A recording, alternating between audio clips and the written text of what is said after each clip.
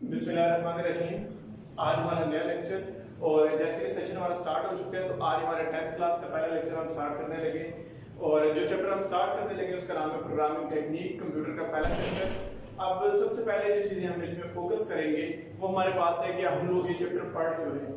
सबसे पहली चीज़ जो आपको समझ आ रही होगी कि ये चैप्टर का नाम ही प्रोग्रामिंग टेक्निक्स है, यानी प्रोग्राम की टेक्निक क्या होती है, प्रोग्राम बनाने का तरीका क्या है, प्रोग्राम बनाने में कौन से स्टेप्स को हम देखते हैं, कौन से ऐसे स्टेप्स हैं जो हमारे काम आते हैं और कौन से ऐसे स्टेप्स हैं जिन पे चल के हम एक बेहतरीन प्रोग्राम बना लेते हैं। सबसे पहली चीज़ है कि प्रोग्राम बनाया क्यों जाता है, यानी प्रोग्राम को बनाने की जरूरत क्यों पेश आती है। तो सबसे पहली चीज़ है जो हम लोग स्टडी करेंगे, हमारे पास उसका नाम है प्रॉब्लम।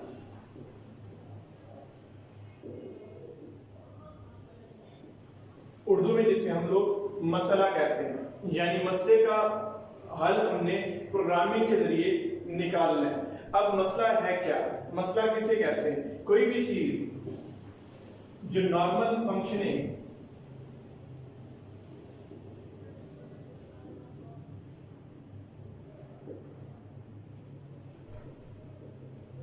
डिस्टर्ब करे हमारे पास उसे मसला कहा जाता है। कोई भी ऐसी चीज जो हमारी नॉर्मल फंक्शनिंग को डिस्टर्ब करती है हमारे पास उसे मसले का नाम दिया जाता है। तो सबसे पहली चीज जो मुझे समझ आ रही है कि प्रोग्रामिंग प्रॉब्लम के सॉल्यूशन के लिए की जाती है और प्रॉब्लम हम कहते हैं कि anything which disturb the normal functioning of our system is called problem. यानी प्रॉब्लम एक नॉर्मल फंक्शनिंग को जो डिस्टर्बेंस आती है नॉर्मल फंक्शनिंग में उसको कहा जाता है। अब ये प्रॉब्लम को हम लोग खत्म करेंगे, खत्म करने के लिए हमें प्रोग्राम चाहिए, यानी प्रॉब्लम का सॉल्यूशन असल में हमारे पास प्रोग्राम है। तो प्रोग्राम की अब हम डेफिनेशन करेंगे सेट ऑफ इंस्ट्रक्शंस, यानी प्रोग्राम इंस्ट्रक्शंस का एक सेट है जो करता क्या है, विच इजेस आर वर्क। यानी प्रोग्राम एक ऐसी टेक्निक है, एक ऐसे स्टेप्स हैं जिन पे चल के हम अपने काम को इजी बना सकते हैं। यानी प्रोग्राम वो तमाम तरीके, वो तमाम तौर जिन पे चल के हम लोग अपने काम को आसानी पैदा करते हैं। यानी प्रोग्राम असल में एक आसानी है और ये कि सिस्टमैटिक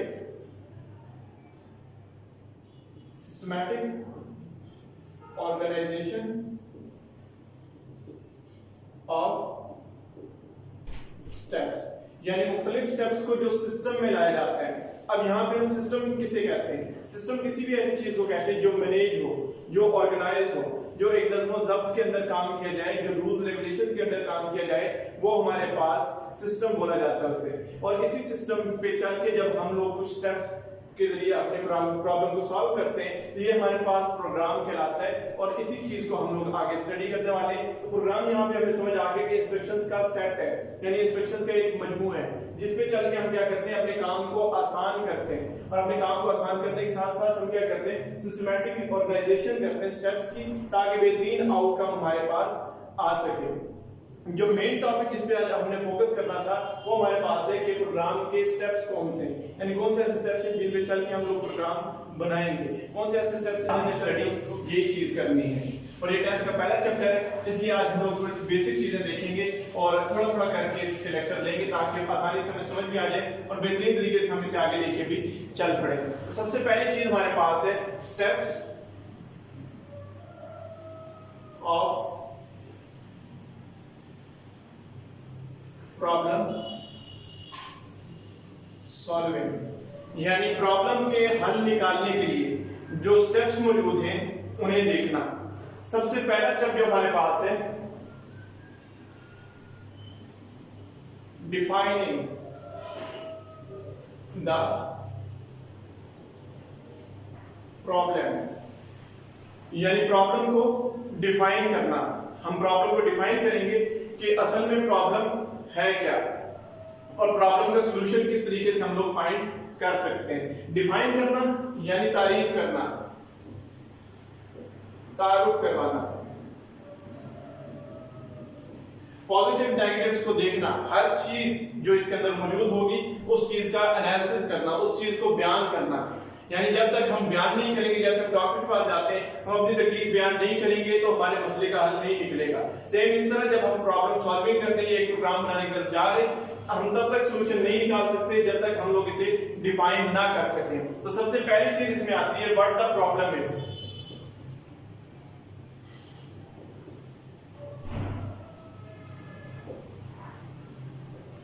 यानी सबसे पहली चीज जो हम स्टडी करेंगे वो हमारे पास ये है कि मसला है क्या। जब मसले का पता होगा तो मसले का बेहतरीन हल निकाला जा सकता है, लेकिन अगर मसले का पता नहीं होगा तो मसले का हल किसी सूरत नहीं निकाला जा सकता। तो सबसे पहली चीज जो प्रोग्राम के सॉल्यूशन में हम लोग करते हैं वो ये है कि मसले का हल निकालना, यानी मसले को किस तरह से हम सॉल्व कर सकते हैं। तो ये हमारे पास पहला स्टेप आता है डिफाइनिंग द प्रॉब्लम में कि व्हाट द प्रॉब्लम इज, कि प्रॉब्लम असल में है क्या, मसला क्या है, मसले का हल कैसे तलाश किया जाएगा। उसकी बेस यहीं से बनती है कि मसला है क्या। जब मसला पता होगा तो उसका हल भी हम लोग निकाल सकते हैं। सेकंड चीज कि what is asked to do. हम लोग इंसान अपने दिमाग से काम करते हैं और हमें डायरेक्शन चाहिए होती है, यानी हम लोग इंस्ट्रक्शंस पे काम करने वाले हैं, इंस्ट्रक्शंस के बगैर हम लोग काम नहीं कर सकते। तो ये instructions what is asked to do, यानी जब हम मसले का हल निकालने लगे तो हमें ये पता होना चाहिए कि हमें कहा क्या गया है, यानी हमें किस चीज का डायरेक्ट किया गया है कि हमने क्या हल निकालना है। तो ये चीज भी हमें देखनी पड़ेगी कि हम लोग हमसे पूछा क्या जा रहा है जिसके बारे में हम लोग हल निकालने जा रहे हैं। तो हमें बेहतर ये है कि हमें डायरेक्शन पता हो तो हम बेहतरीन सिमत में चले जाएंगे, लेकिन अगर हम डायरेक्शन मौजूद ना हो तो हम कभी इधर जाएंगे कभी उधर जाएंगे, यानी टाइम वेस्टिंग प्रोसेस स्टार्ट हो जाएगा। नंबर 3 पे हमारे पास है इन्फो अबाउट प्रॉब्लम। हम लोग इसे बहुत ही सिंपल तरीन एग्जांपल्स के जरिए स्टडी करेंगे, क्योंकि एग्जांपल एक बेहतरीन तरीके से स्टडी करने का।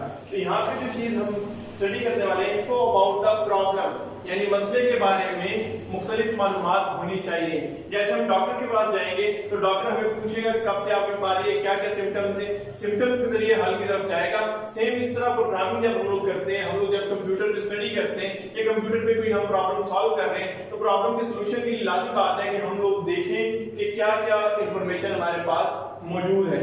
इंफॉर्मेशन एक बेहतरीन तरीका होता है किसी रिजल्ट पे जाने का या किसी चीज को इंप्लीमेंट करने के लिए इंफॉर्मेशन लाजमी चीज है। हम लोग एक छोटा मोबाइल के लिए तो उसके अंदर एक इंफॉर्मेशन का या इंस्ट्रक्शंस का एक पैक पड़ा होता है जिस पे स्टडी करके हम लोग आगे चलते हैं।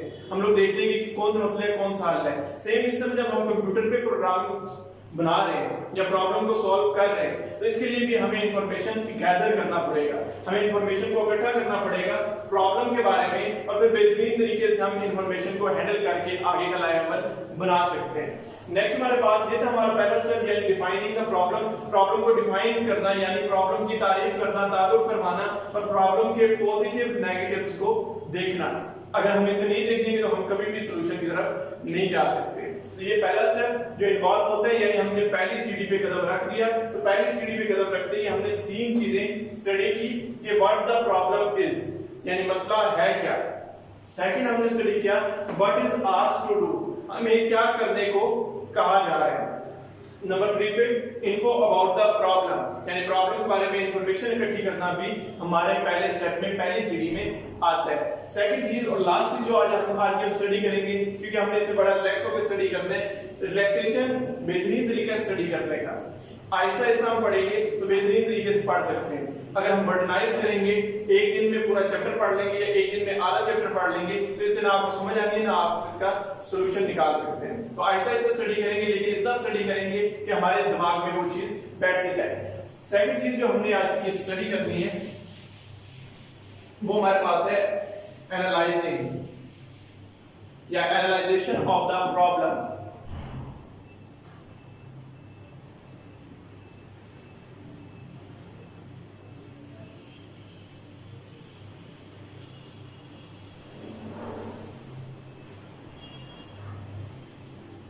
सबसे पहली चीज, जैसे कि आपको मालूम है पिछले लेक्चर जो आपने अगर सुने तो हमने चीजों को डिवाइड करके पढ़ना सीखा है।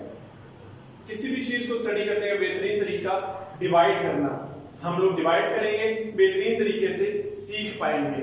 हम लोग टर्म्स को समझेंगे, बेहतरीन तरीके से सीख पाएंगे। अगर एज अ होल हम एनालाइजेशन ऑफ प्रॉब्लम को स्टडी करने लगेंगे तो 2 या 3 बच्चों को समझ आएगा, अक्सरियत को समझ नहीं आएगा। जो ज़हीन बच्चे उन्हें समझ आ जाएगा, जो ज़हीन नहीं है उन्हें समझ बिल्कुल भी नहीं आएगा। तो हमारा काम है कि हम उसे भी सिखाएं जो नहीं सीख सकता, जो ये समझता है कि वो नहीं सीख सकता। तो इसके लिए हम क्या करेंगे, हम लोग बाय पार्ट स्टडी करेंगे और इसी बाय पार्ट में सबसे पहला जो वर्ड हम देखेंगे वो है एनालाइजेशन, तज्जिया करना। अब यहाँ पे नेक्स्ट में हम पढ़ेंगे तज्जिया किसे कहा जाता है। एनालाइजेशन, तज्जिया करना, नॉर्मल हम इसका मीनिंग लेंगे तबसरा करना, हम लोग इसे सिंपल कह देंगे तबसरा करना, अपने कमेंट्स दे देना, लेकिन ऐसा नहीं है। हम लोग तज्जिये को लेंगे जुज से, जुज को हम लोग स्टडी करेंगे हिस्सा, यानी हिस्से बना देना मसले को मुख्तलिफ पार्ट्स में डिवाइड कर देना और फिर देखना कि मसला है क्या। यानी मसले का पहला हिस्सा अलग, दरमियाना अलग और एंड वाला हिस्सा अलग। फिर हर हिस्से को अलग अलग स्टडी करना और फिर उन हिस्सों को स्टडी करके आपस में मिलाना और फिर समझना कि मसला ये था। तो इस तरह हम बेहतरीन तरीके से आसानी से इसका हल निकाल सकते हैं। तो analysation is a process in which we critically observe the problem। यानी एनालाइजेशन स्टेज की अगर हम लोग बात करें, एनालाइजेशन स्टेज की हम लोग तारीफ करें तो इसमें हम मैं सिंपल एक लाइन कह सकता हूं कि एनालाइजेशन इज अ प्रोसेस, कि एनालाइजेशन एक अमल है। एनालाइजेशन एक अमल का नाम है, एक सीक्वेंस का नाम है। उस सीक्वेंस में in which we critically observe the problem, हम लोग तनकीदी निगाह से प्रॉब्लम को देखते हैं, हम लोग नाकिद बन के प्रॉब्लम को देखते हैं। यानी हम एक छोटे छोटे जुज को लेके और बड़े से बड़े जुज के साथ कंपेयर करते हैं। कंपेयर करने के बाद हम छोटी से छोटी चीज को भी देखते हैं, हम लोग उसके पॉजिटिव नेगेटिव निकालते हैं। निकालने के बाद ही हम बता सकते हैं कि हमारा मसला ये था। लेकिन ये बात तो हम पहले स्टेप में भी कह चुके हैं कि हमने ऑब्जर्व करना है। इसमें ऑब्जर्वेशन के साथ चंद स्टेप्स मजीद भी आते हैं। सबसे पहला स्टेप जो हम स्टडी करते हैं वो हम स्टडी करते हैं कि पॉसिबिलिटी ऑफ सॉल्यूशन।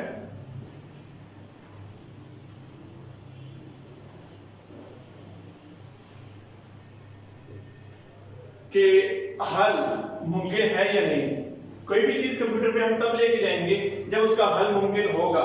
नामुमकिनात को हम लोग स्टडी नहीं कर सकते या नामुमकिनात से हमारा लेन देन ही नहीं है। हमने हर वो चीज कंप्यूटर पे लेके आनी है, हर उस प्रॉब्लम का सलूशन निकालना है जिसको हम सॉल्व कर सकें या जिसका सलूशन एग्जिस्ट करता है।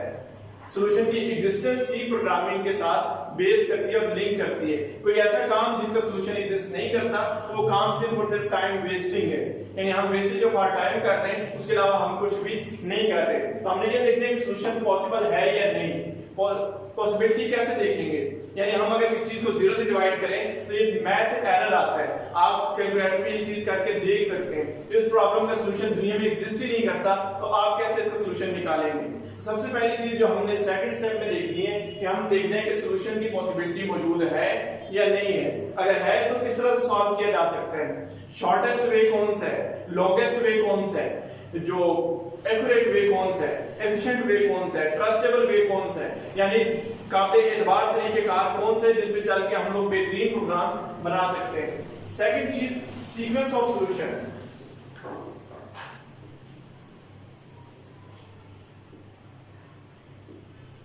यानी हमने देखना कि सीक्वेंस कैसे बनेंगे सॉल्यूशन के, कौन सी राय हैं, कौन से ऐसे अवामिल हैं जिन पे चल के स्टेप बाय स्टेप हम लोग अपने रिजल्ट तक पहुंचेंगे, अपने प्रोग्राम को मेंटेन करने तक पहुंचेंगे। तो सीक्वेंस ऑफ सॉल्यूशन में आएगा, यानी सीक्वेंसेस निकालना, यानी स्टेप्स बनाना, एक लाए अमल बनाना, 1 2 3 4 इस तरह के स्टेप्स बना के आगे चलना।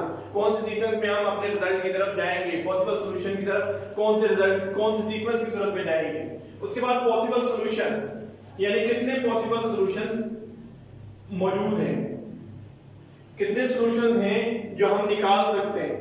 हर चीज का एक से ज्यादा सॉल्यूशन अल्लाह ताला की जात ने रखे हुए हैं और सेम इस तरह हर अमल में मुख्तलिफ सॉल्यूशंस होते हैं। काम करने के मुख्तलिफ तरीके हमारे पास आ सकते हैं, इन्हीं तरीकों को हम सॉल्यूशन बोलते हैं। तो सॉल्यूशन मुख्तलिफ आते हैं, मुख्तलिफ सॉल्यूशंस होते हैं। हर चीज को हल करने के 100 तरीके हैं। अगर आप मैथमेटिक्स पढ़ें तो एक क्वेश्चन सॉल्व करने के हजारों तरीके राइट हो चुके हैं और मजीद नए से नए तरीके निकाले जा रहे हैं, मैथ कभी नहीं रुक रहा। सेम इस तरह सॉल्यूशन जो है, पॉसिबल सॉल्यूशन बहुत सारे होते हैं।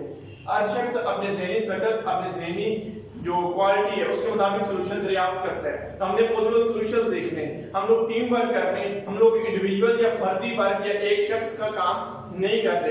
जब टीम वर्क होता है तो हर शख्स के पास कोई ना कोई सॉल्यूशन, कोई ना कोई एक खास राय मौजूद होती है और उसी खास राय पे चल के वो हमें सॉल्यूशन देता है। तो हमने पॉसिबल सॉल्यूशंस देखने, कितने सॉल्यूशंस हैं जो पॉसिबल है। इसके बाद नंबर 4 पे